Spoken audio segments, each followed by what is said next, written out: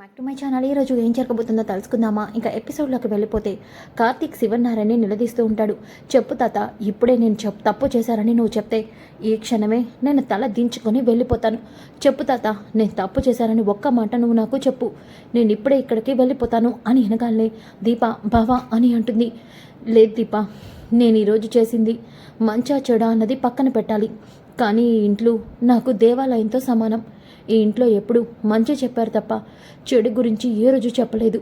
అందుకే నేను ఈరోజు దక్షిణామూర్తి తాత ఈ కుటుంబానికి శత్రువైనా అతన్ని నేను కాపాడాను. అది మా తాత నాకు నేర్పించిన పెద్దరికం. అందుకే ఈరోజు అందరినీ నిలదీస్తున్నాను. నేను చేసింది తప్పు అని చెప్తే ఇప్పుడే నా తల్లిని నా భార్యని తీసుకొని ఈ కుటుంబానికి దూరంగా వెళ్ళిపోతాను అని వెనకాలనే ఒక్కసారిగా అక్కడ ఉన్న కాంచన, ఏంటి నాన్న మాట్లాడవేంటి? నా కొడుకు కల్లో కూడా తప్పు చేయడు. ఆ పెంపకం నీది నాన్న. నీ పెంపకం తప్పు చేసిందంటే నువ్వు నమ్ముతున్నావా నాన్న అని వెనకాలనే ఇక జ్యోత్స్న క్లాప్స్ కొడుతూ, సూపర్ అత్త, సెంటిమెంట్ డైలాగులతో తాతని బావా నువ్వు భలే ఫోన్లు చేస్తున్నారే అని వెనకాలనే ఒక్కసారిగా అందరూ షాక్ అయిపోతారు. అవును, నేను చెప్పింది 100% నిజం. బావ తన మాటలతో తాతని బోల్తా కొట్టిస్తున్నాడు. తాత, నువ్వు బావ మాటలు విని బావని క్షమించద్దు. బావ చేసింది చాలా తప్పు.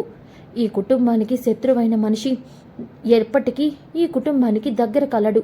అలాంటి మనిషి బ్రతుకుంటే ఏంటి, చస్తే ఏంటి? అయినా నువ్వే చెప్పావు కదా తాత, అతని చావు కోసమే నువ్వు మమ్మీ ఎదురు చూస్తున్నానని.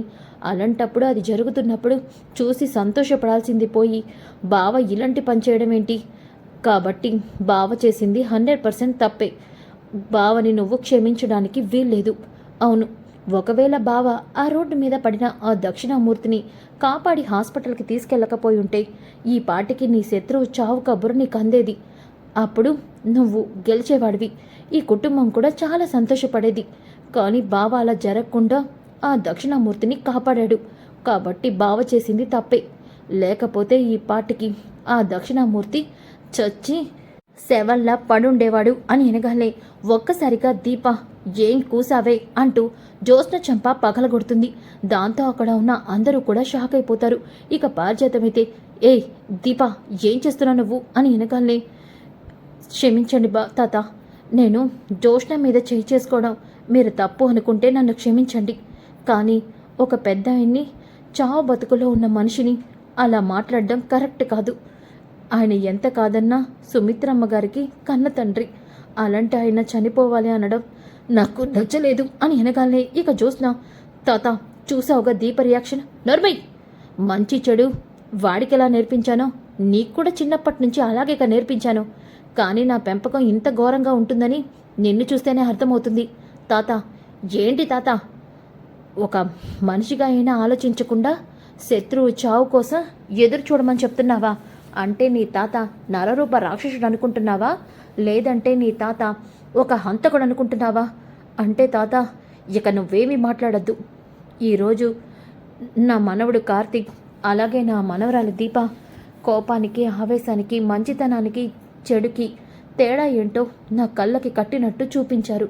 అవును, ఒరే కార్తీక్, పెద్దరికంతో, ఆవేశంతో నేను నా మంచి చెడుల్ని పక్కన పెట్టి నా కోపాన్ని నీ మీద చూపించి నా మంచితనాన్ని బయటికి రాకుండా నీ మీద చేయి చేసుకొని చాలా పెద్ద తప్పు చేశానురా.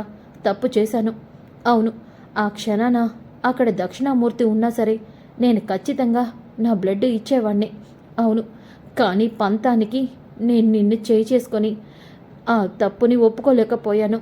నేను చేసింది తప్పేరా, తప్పే అంటూ శివన్నారాయణ కార్తీక్ని హక్ చేసుకొని, నన్ను క్షమిస్తావారా మనవడా, నన్ను క్షమిస్తావా అని వెనకాలనే, తాత నువ్వు నాకు క్షమాపణ చెప్పడం ఏంటి తాత? నువ్వు నేర్పించిన పాఠాలే ఈరోజు నేను ఇలా ఉన్నాను. నేను నిలువెత్తు రూపం కాదు తాత. నువ్వు నేర్పించిన మంచితనానికి, మార్గదర్శనానికి నేను నిలువెత్తు రూపం. అవును తాత అని వెనకాలనే ఒక్కసారిగా దశరథ, అవునరా, నీలాంటి వాడు ఒక్కడుంటే చాలు ఆ కుటుంబం ఎంతో సంతోషంగా ఉంటుంది. దేవాలయంలో నంది లేకపోతే ఆ దేవాలయానికి అందమే ఉండదు అంటారు. నువ్వు అలాంటి వాడివేరా.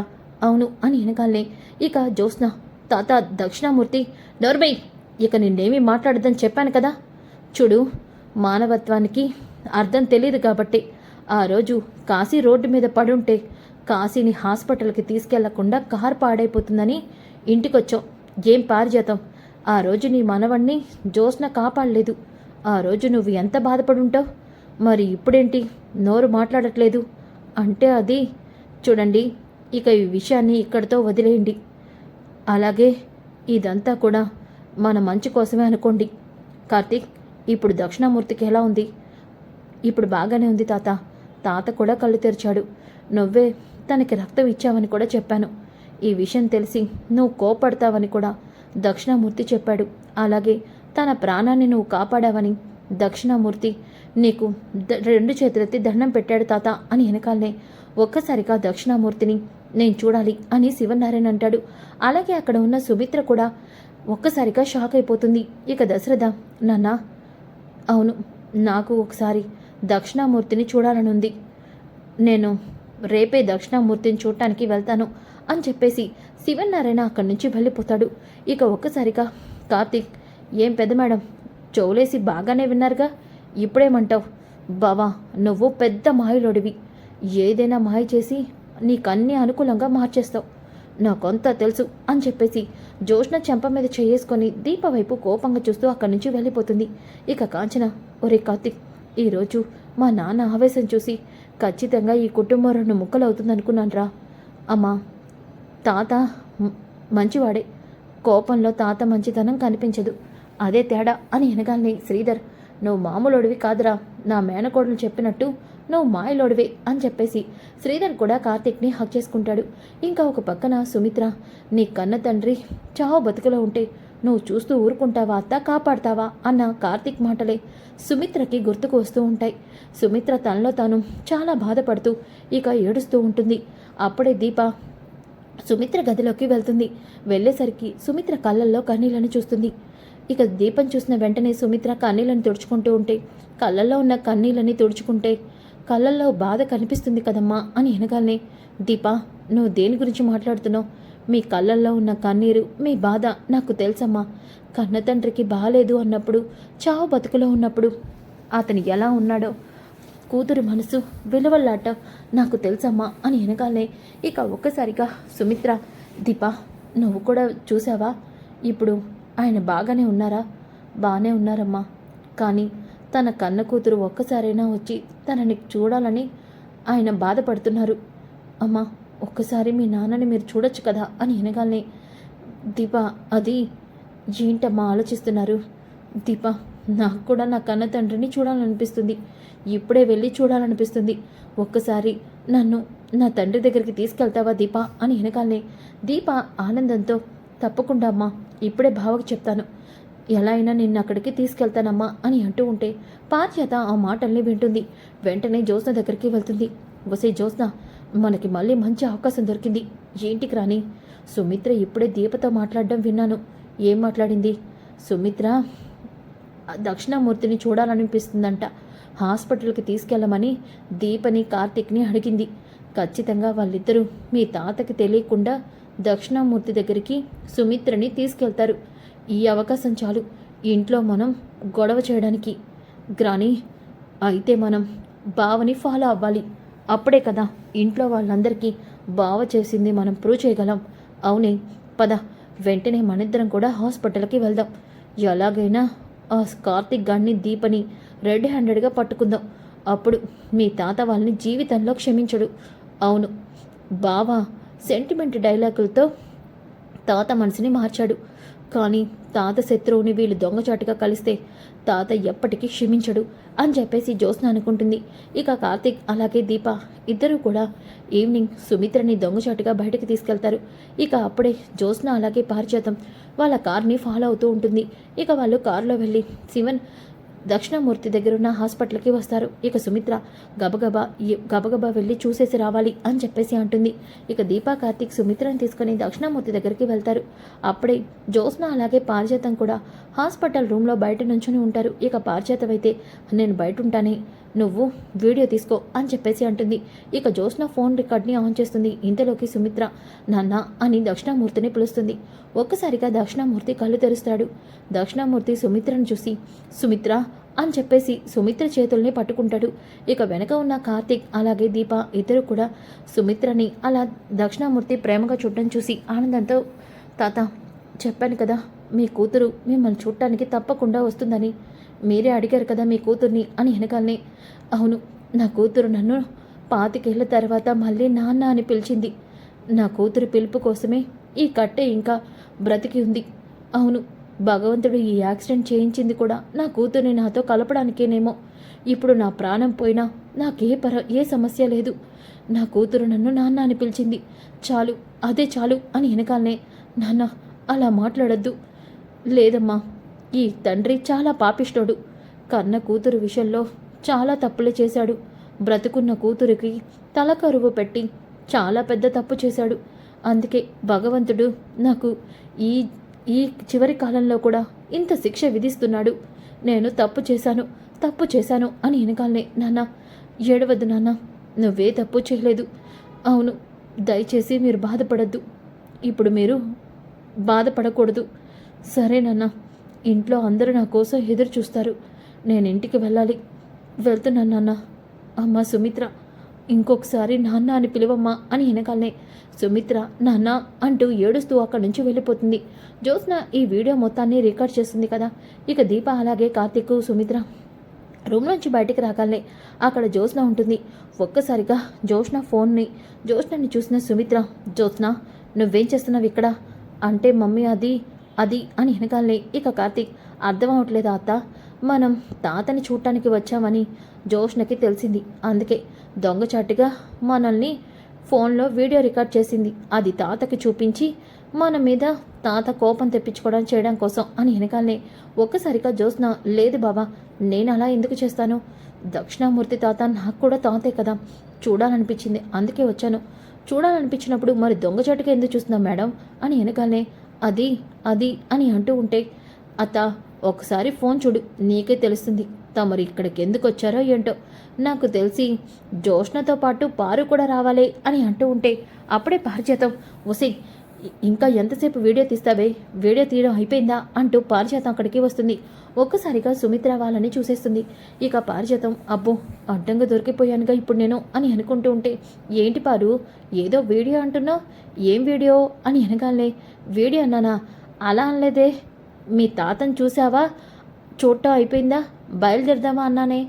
పారు కవర్ చేయి, మాకు దొరికిపోయావు. ఏం పెద్ద మేడం ఫోన్లో వీడియో బాగా వచ్చిందా, ఏది ఇవ్వండి అంటూ ఫోన్ లాక్కుంటాడు. ఒక్కసారిగా సుమిత్రకి ఆ వీడియోని చూపించి, అత్త నిజంగానే పెద్ద మేడం అన్నంత పని చేసింది, కావాలంటే చూడు, నీ మాటల్ని నీ వీడియోని మొత్తం రికార్డ్ చేసింది అని వెనగాలనే ఇక సుమిత్ర ఆ వీడియోని చూసి జ్యోత్స్న చంప పగలు కొడుతుంది. దాంతో జ్యోత్స్న, మమ్మీ అది మాట్లాడకు, చూడు ఆయన నా కన్న తండ్రి, అంటే నీకు తాత. కార్తీక్కి దీపకి ఏ సంబంధం లేకపోయినా వాళ్ళిద్దరూ నా తండ్రి మొహంలో సంతోషాన్ని చూడాలనుకుంటున్నారు. కానీ నువ్వు ఆయన మనవరాలు అయ్యుండి ఇదంతా చేస్తున్నావు ఎందుకోసమే? కుటుంబం విడిపోతే ఆ కుటుంబాన్ని కలపాలని వీడు ప్రయత్నిస్తుంటే నువ్వు ఆ కుటుంబాన్ని ఇంకా ముక్కలు చేయాలని చూస్తావా? ఇందాక కార్తీకే మావయ్య గారికి బ్లడ్ ఇచ్చేలా చేశాడని రెచ్చగొట్టావు, అంత గొడవ జరిగేలా చేశావు. ఇప్పుడు ఈ వీడియో రికార్డ్ చేసి ఏం సాధిద్దామనుకుంటున్నావు? నీ కన్న తల్లిని అప్పట్లాగానే ఇంట్లోంచి పంపించేయాలని చూస్తున్నావా? అంటే గ్రాని అది, కానీ నువ్వు కుటుంబాన్ని ముక్కలు చేయాలి చూస్తున్నావు. అసలు నిజంగా నువ్వు నా కన్న కూతురువేనా? తల్లి ఆనందం చూసి కూతురు సంతోషిస్తుంది. దీపకి నాకు ఏ సంబంధం లేకపోయినా నా కళ్ళల్లో బాధని చూసి దీప నన్ను హాస్పిటల్కి తీసుకొచ్చింది. కానీ నువ్వు నన్ను మీ నాన్నకి మీ తాతకి దూరం చేయాలని చూస్తున్నావు. అంటే మమ్మీ అది, అత్తయ్య గారు దీని బుద్ధంటే మందగిచ్చింది, ఇది తప్పులు చేస్తుంది. కానీ మీరు కూడా ఈ తప్పుల్లో భాగం ఉండి ఏం సాధిద్దామనుకున్నారు? అది కాదు సుమిత్ర, ఏది కాదు అత్తయ్య గారు, మీరు నా కూతురికి దూరంగా ఉండమని చెప్పాను. ఇది మొన్నటి వరకు మీరు మంచిగానే ఉన్నారు, మళ్ళీ ఎందుకు ఇలా తయారయ్యారు మీరు? ఒరే కార్తీక్ పదరా అని చెప్పేసి దీపం తీసుకొని కార్తీక్ అలాగే సుమిత్ర బయలుదేరుతూ ఉంటే, ఏం పెద్ద మేడం వచ్చిన పని అయిందా, ఇప్పుడు హ్యాపీగా ఇంటికి వెళ్ళు అని చెప్పేసి అనగానే పారిచేతం, వీడు మన ప్లాన్ అంతా నాశనం చేశాడు కదే. అవును గ్రాని, బావ మన ప్లాన్ని నాశనం చేయడమే కాదు, మా మమ్మీ దృష్టిలో కూడా నన్ను చెడ్డదాన్ని చేశాడు. ఇందాక తాత అందరి ముందు ఫూల్ అయ్యాను, ఇప్పుడు మమ్మీ విషయంలో కూడా ఫూల్ అయ్యాను. ఛీ అని చెప్పేసి ఇక జోష్న అలాగే సుమిత్ర దసరా పారిజాతం వెళ్ళిపోతూ ఉంటే ఇక పారిజాతం అయితే వసే జోష్న మనం ఈ అవకాశాన్ని దేనికైనా ఉపయోగించుకోవచ్చేమో దేం ఉపయోగించుకుంటాం ఇప్పుడు గనుక ఈ వీడియో తాతకు చూపిస్తే మా మమ్మీ నన్ను జీవితంలో క్షమించదు అప్పుడు నేనేమీ చేయలేను అది కదే హాస్పిటల్లో ఉన్న ఈ దక్షిణామూర్తిని లేపేస్తే అది కార్తీక్ దీపాల మీద వెళ్తుందిగా ఎందుకు ఈ శవాన్ని అడ్డు పెట్టుకొని మా బావ నన్ను జీవితాంతం జైల్లో పెట్టడానికా అది కూడా నిజమే గ్రాని మన టైం ఏమీ బాగాలేదు ముందు మనం అనుకున్నది చూద్దాం పద అని చెప్పేసి అంటుంది. ఇంకా ఒక పక్కన ఉదయం అవుతుంది. ఉదయం అయిన తర్వాత దీప అయితే ఆఫీస్కి వెళ్ళడం కోసం రెడీ అయిపోతుంది. ఇంతలోకి కార్తీక్ ఏం మరదలా ఆఫీస్కి వెళ్ళడానికి రెడీ అయ్యావా? అవును బాబా, ఈరోజు నేను హోటల్ దగ్గరికి వెళ్తాను. అక్కడ ఉన్న పరిస్థితులను చూస్తేనే నేను హోటల్ని ఎలా ముందుకు తీసుకెళ్లాలో రెస్టారెంట్ని అర్థమవుతుంది. ఎస్, గుడ్ డెసిషన్ మరదలా అని వెనకాలనే బావా నువ్వు దీపకి సలహాలు ఇవ్వకూడదని నేను చెప్పాను కదా, ఇక్కడ ఎవరు సలహాలు ఇచ్చారు మేడం?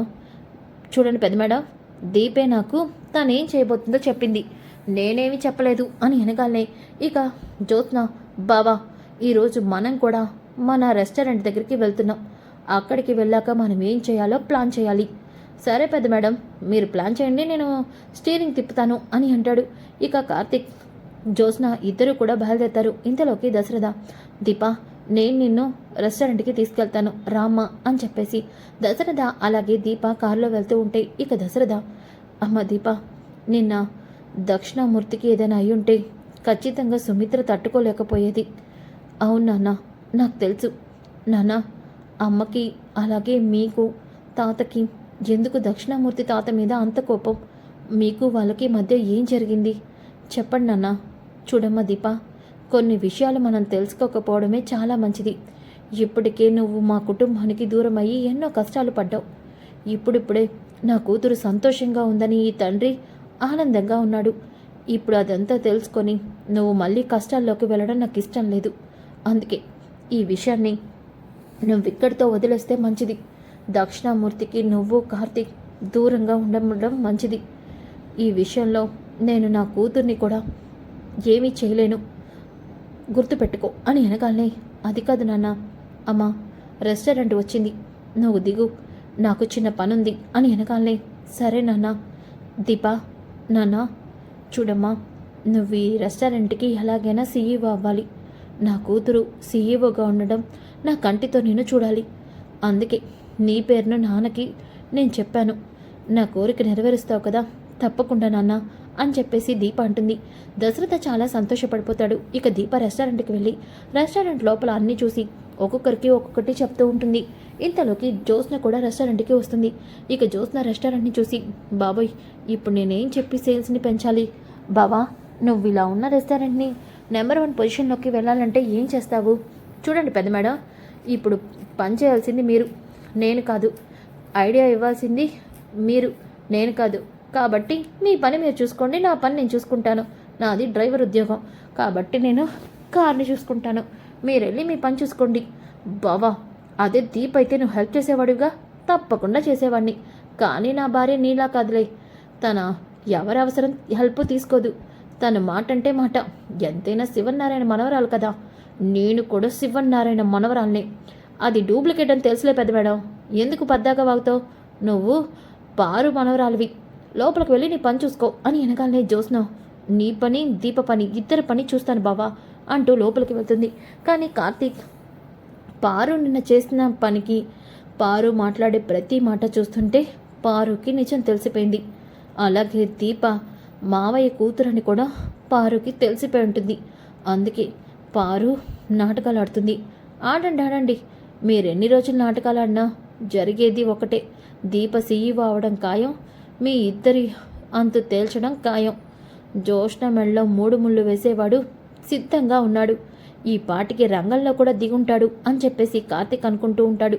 ఇంతలోకి అప్పుడే అక్కడికి సూరజ్ వస్తాడు. ఇక దీపని హాయ్ దీప మేడం అని వెనకాలనే సూరజ్ నన్ను దీప అని పిలవమని చెప్పాను కదా, సరే దీప అని చెప్పేసి అంటాడు. ఇక సూరజ్ని నీకు పంచడం ఇష్టమే కదా? నాకు చాలా ఇష్టం, ఎందుకంటే నేను జ్యోత్స్న మీద రివెంజ్ తెచ్చుకోవాలి. కార్తీక్ బ్రో నాకు ఈ పని పిచ్చి మంచి పని చేశాడు అని మనసులో అనుకుంటూ ఉంటే సురేష్, దీప చెప్పండి. మనం ముందు రెస్టారెంట్ డెవలప్మెంట్ కోసం ఏం చేయాలో అదంతా చూద్దాం. నా దగ్గర ఒక మంచి ఐడియా ఉంది. ఇప్పుడు చాలామంది హెల్త్ విషయంలో చాలా స్ట్రిక్ట్గా ఉంటున్నారు. హెల్తీ ఫుడ్ మెయింటైన్ చేస్తే ఖచ్చితంగా జనాలు మన దగ్గరికి వచ్చే అవకాశం ఉంది. అవును, నా దగ్గర కూడా ఒక ఐడియా ఉంది అని చెప్పేసి దీప ఏవో ప్లాన్లు చెప్తూ ఉంటే ఇటు సూరజ్ కూడా ఏదో ప్లాన్లు చెప్తూ ఉంటాడు. సో ఫ్రెండ్, అప్కమింగ్ ఎపిసోడ్స్ చాలా ఇంట్రెస్టింగ్గా ఉంటాయి. Don't miss. ఈ వీడియో నచ్చితే లైక్ చేయండి, షేర్ చేయండి. Thanks for watching. Back to my channel. ఈరోజు ఏం జరగబోతుందో తెలుసుకుందామా? ఇంకా ఎపిసోడ్లోకి